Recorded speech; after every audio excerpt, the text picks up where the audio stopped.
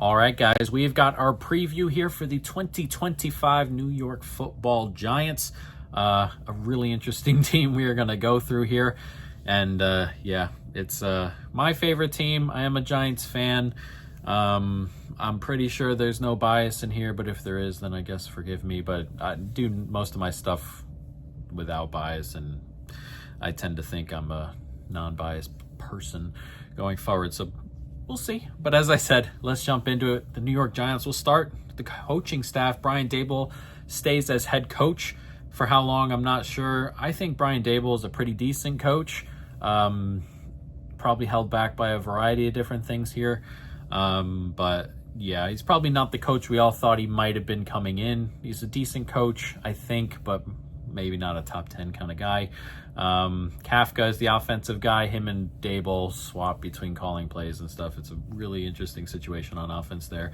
Then Shane Bowen comes back at defensive coordinator. Did a decent job last year, and I expect to do a decent job this year, as there are a couple pieces added to the defense, and we'll see if it upgrades them a little bit here. But as for the team itself, super interesting. As I said, there are a couple of upgrades in some places. I think the team overall is better. We'll get to a couple of reasons why that may not matter going forward this year, but yeah, we can jump into it now. Russell Wilson, the quarterback here, quarterback room filled with a variety of different things. Russell Wilson, Jameis Winston, Jackson Dart. It's Tommy DeVito's in there somewhere. It is a heck of a quarterback room. Dart obviously being drafted. Winston, Russell Wilson bought in free agency this year for the year, and Tommy DeVito's just still there. So yeah, interesting. It is an upgrade over Daniel Jones, over Drew Lock in particular as well. So the quarterback play should be better, but my assumption is somewhere along the line that Russell Wilson, regardless of how well or not he's playing, Jackson Dart comes in and plays 10-ish games, 7 to 10-ish games in the back half of the season, depending. As soon as the season looks like it may be done, I assume Jackson Dart comes in. I don't have QB profiles for guys. I can't tell you how good or bad Jackson Dart's going to be. I don't do any of that scouting stuff out of college, so for now he's just, if we're just ranking quarterbacks, I put him at 28, 29, 30, where I put all my other rookies, and that's just how it goes. But Russell Wilson's okay, nothing spectacular. He's pretty good at that deep ball, which may help some of the receivers that haven't been really used the last year or two. Slayton, Jalen Hyatt, all that stuff. So maybe get a little bit more out of that. Not as athletic as he used to be. It's nothing great, but it is an upgrade over Daniel Jones from last year, so we'll see. Running back room. It was nice seeing Tracy kind of step up and be that lead back last year. He's he's above replacement level. He's just about an average running back right now. Obviously he's the second year, and we'll see if he can take a step or two. Devin Singletary being the second back here. Cam Scatterbo, I'm not a Cam Scatterbo guy in terms of just talent bringing to the NFL kind of stuff. He may have a good career, and he probably gets some of the, goal line kind of stuff here. I'm not sure Cam is athletic enough to be kind of, a 2 or 2 down back type guy. We'll see. As I said, I expect all three to get touches going forward into the new season, and hopefully they can just be enough on the ground to be positive on the ground. They were the lower 20s last year in terms of just rushing EPA per play. Again, adding someone who can, ground and pound inside the 5 is pretty good. But again, Tracy, second year, hopefully he takes another step. Singletary's a decent backup. So running back room's okay. Nothing crazy good, nothing crazy bad, just right around average. Wide receiver room is interesting.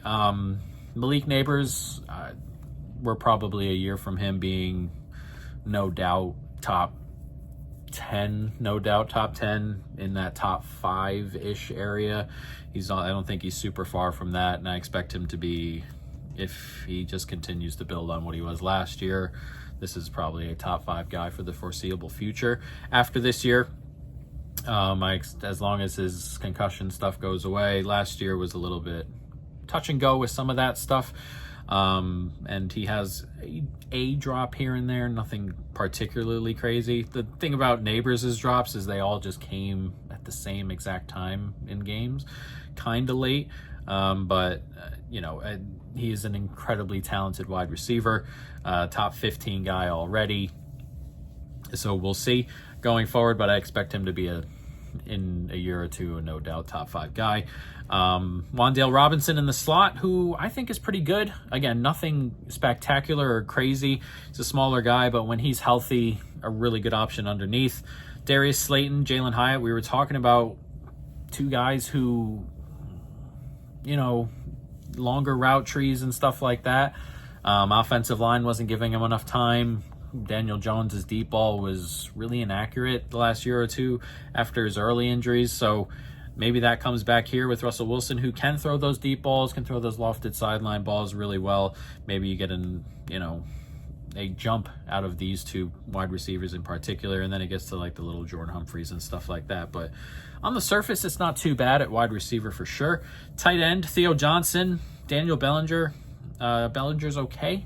Not too bad for a second tight end. Theo Johnson is got the makings of a really good tight end. We'll see what happens. Daboll, just in general, is not a big tight end guy. Even when he was in Buffalo, he had good tight ends there, but he wasn't, not getting a ton of work at tight end. So we'll see. But Theo Johnson's got the attributes to be a pretty decent tight end. So we'll see. I expect him to be the 1 again and Bellinger to be the 2, which is decent enough. Offensive line, not good. Especially if Thomas is not healthy. Last year, pass block win rate 26th in the NFL, 56%. Run block win rate 27th in the NFL at 69%. So it was bad. And the problem is it's okay when Andrew Thomas is healthy. Andrew Thomas is a good tackle, but he's just not healthy enough. He's touch and go on if he's going to be ready for week 1 this year as well. So there's a world where this is just an actively bad line. Runyon, Schmitz, we'll see if he can take a step. Van Roten, and then Illuminor, they're all just, replacement level dudes, and they're all just sitting next to Andrew Thomas. So for this line to kind of get into the upper 20s, Thomas is going to have to be healthy all year. Schmitz is probably going to have to take a step, and the other guys are going to have to kind of hold their own. It's probably not a good offensive line, which is a worry for Russell Wilson, who's not obviously as mobile these days. And, letting just regular route trees develop on offense, just letting the offense develop, letting the running backs find holes and stuff. It's kind of bleak. It's not good. But as I said, with Andrew Thomas, it's maybe in the upper 20s maybe.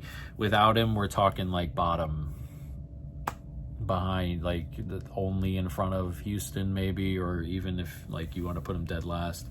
It's it's not ideal. So let's hope Andrew Thomas is healthy. As for the defensive line, this is top 3 for me. This is a really, really good defensive line.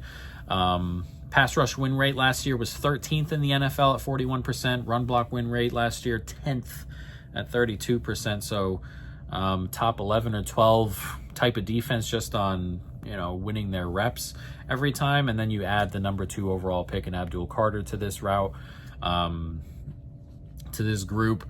Hopefully he comes in. I mean, if he plays like the number 2 overall pick, we're talking the top, just genuinely really, really good line. Thibodeau would be ending up coming off the bench a little bit. You can rotate the edges and keep them healthy. Similar to kind of what the Eagles do in term, not at that level, obviously. Well, the D-line could definitely be at that level, but the Eagles do that thing where they have a bunch of good pass rushers, a bunch of depth, and they kind of just rotate them in and out. So no matter what the situation is, you got guys. No matter what down, you've got guys, and they're all good all the time, and the offensive line never really gets any rest, any easy downs, anything like that, and it just eventually tells. Defensive tackle, Roy Robertson Harris is okay. Nunez Roches, okay. They both sit next to Dexter Lawrence, who's probably the best D tackle in the league. He probably definitely is. Excellent pass rushing tackle, which wasn't something he was drafted with, or he was a really good run stopper to start and develop that pass rush, and the pass rush has been elite as well. So just an excellent interior when you have the best D tackle in there. Edge, as we were mentioning, Brian Burns, Abdul Carter now, Kayvon Thibodeau off the bench, Goldston off the bench. It's deeper now. Again, Kayvon, I like Kayvon, but he never really got going to a genuine top end pass rush talent. He never really got there. Again, coming off the bench, some third down stuff, some tired stuff, may see that go forward and see some good development here. But Brian Burns and Carter would be the two guys I imagine are starting out on the edge. And there again, Brian Burns is a good pass rusher, and Abdul Carter comes with all that pedigree and just potential loads of growth there on the edge, which was already a decent group. So as I said, it was a top 10 D-line already. You had the number 2 overall pick, and Abdul Carter. It's going to be pretty good. Linebacker, Okereke, Micah McFadden, talented is Okereke. They're about an average group. McFadden was okay last year. Okereke, okay last year. Not much more I can really go into detail there. Again, Okereke's talented. He can play better. And if he does play better, we're looking at a jump here. But for the moment, probably an average linebacker group. Secondary is interesting as well. Paulson Adebo gets added to be a number 1 corner. Javon Holland also gets added to be safety. Now, I like the 2 signings. It makes them better. Doesn't make them really good. You know what I mean? Paulson Adebo's pretty good and can be a low-end 1, and it lets Deonte Banks kind of move over, and maybe he can take a step or hopefully 4 when he's covering wide receiver 2s instead. He hasn't had the best of times since he's come into the league covering 1s, Deonte Banks. Drew Phillips at the nickel is pretty good. Les Cordell Flott snaps is probably all right. He's okay, but nothing spectacular. Again, Javon Holland comes in more of an average type safety, but young and potential to continue to grow. Dane Belton's there is pretty good. Tyler Nubin, of course, the second-year player. Hopefully he takes a step at secondary as well. So a little bit of a jump or a little bit of a tick upward. Again, though, nothing crazy. Again, I like Adebo. I like Holland. They make the team better. But it's not wow, all of a sudden it's a spectacular secondary. I'm not expecting that. And this is, we'll see with the secondary. The problem with having a really good D-line and a not-so-good secondary is that if you don't have a not-so-good secondary, or if you don't have a good secondary, it kind of neutralizes the defensive line a little bit. So the secondary needs to be pretty good here. A bad secondary. Last year, we had a good pass rush, good D-line, and the secondary just second shortest time to throw for opposing defenses who were just we'll get it to the wide receivers who get off their marks right away. We'll get it to the tight ends who get off their marks right away. The pass coverage was bad enough that the defensive line never really got going and never really had time to get going, never had time to get to the quarterback, never had time to get pressures, despite everything. And despite how good the numbers were looking, but you're watching it every day and you can see it. And, just quick pass here, quick pass there, quick pass here, quick pass there, screens, all that fun stuff, slants, screens, outs, everything that gets the ball out of the quarterback's hands right away. It neutralizes the best part of the defense. And causes problems. So if the secondary can hold this year, just adding a 1, adding, hopefully moving guys down a slot can hopefully get them in that position where, 2 seconds becomes 2.6 seconds. And that's a pretty big jump, and it probably nets us a few more sacks. So hopefully that's what happens there.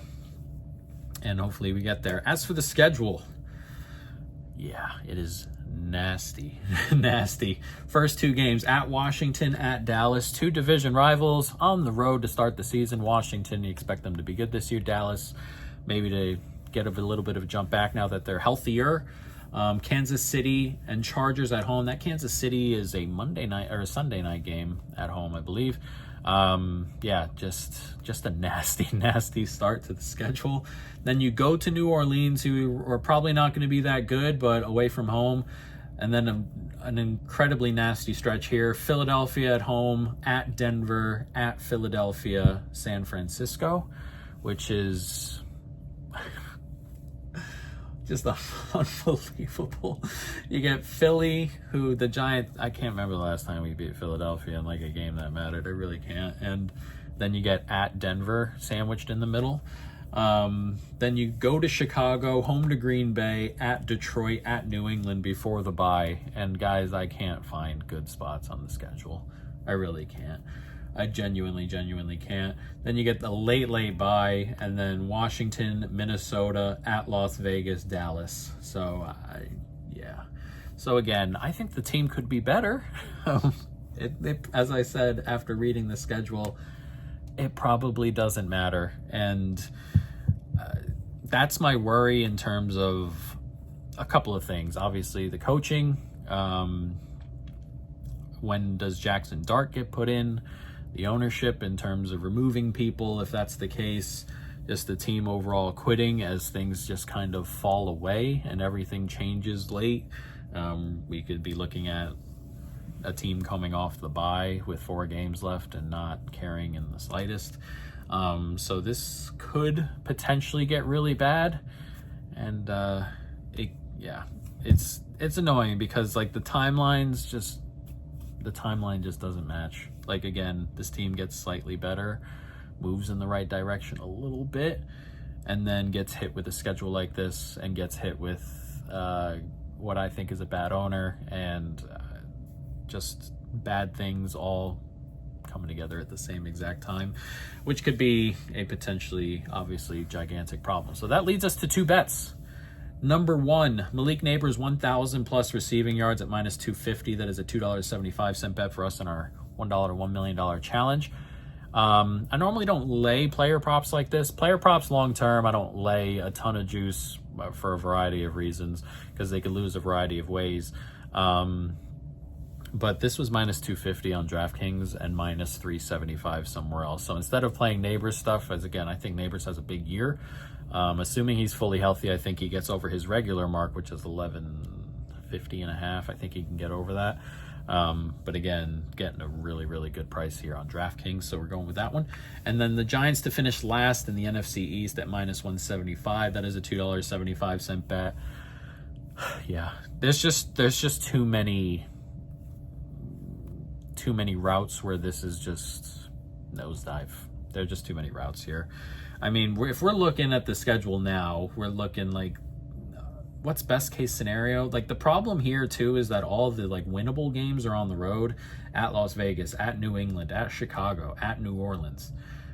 Chargers at home, I guess. But every like Washington, Dallas, Philly twice, at Denver, Kansas City, Chargers, San Fran in there. We're getting the the NFC North at Chicago, Green Bay, at Detroit, Minnesota. It's just incredibly nasty, and the Giants are definitely not finishing ahead of Philly, most likely not finishing ahead of Washington, and then the other one's Dallas, and Dallas with a fully healthy Dak probably wins 7 or 8 games, and I'm struggling to see where the Giants can win 7 or 8 games here, so that is my issue. So those are the 2 plays. That is our Giants preview. It's an interesting team, as I said. Better team overall, may not matter because they may all fall apart just with other things going on around them. So an interesting team. We'll see how the season goes, but those are the New York Giants.